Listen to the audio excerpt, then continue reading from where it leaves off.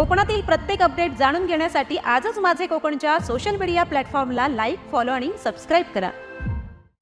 रायगड जिल्ह्यातील तळा शहराच्या मध्यवर्ती भागातील मोदी तलावाच्या सुशोभीकरणाचे काम संथ गतीने सुरू असल्याने नागरिकांमध्ये नाराजी व्यक्त होत आहे।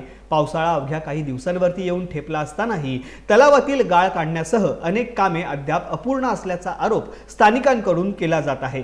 मोदी तलावाच्या सुशोभीकरणासाठी सुमारे 30 लाख रुपयांचा निधी मंजूर करण्यात आला असून गाळ काढणे, संरक्षण भिंत बांधणे, पेव्हर ब्लॉक बसवणे, रेलिंग उभारणे तसेच पायऱ्यांवरती ग्रॅनाइट बसवणे अशी विविध कामे प्रस्तावित आहेत। या प्रकल्पाचे भूमिपूजन 5 जानेवारी 2026 रोजी तत्कालीन उपमुख्यमंत्री अजित पवार यांच्या हस्ते करण्यात आले होते। मात्र 5 महिने उलटूनही काम पूर्ण झालेले नाहीये। विशेष म्हणजे तलावातील गाळ पूर्णपणे काढण्यात आलेला नसल्याने पावसाळा सुरू झाल्यास काम रखडण्याची शक्यता व्यक्त केली जात आहे।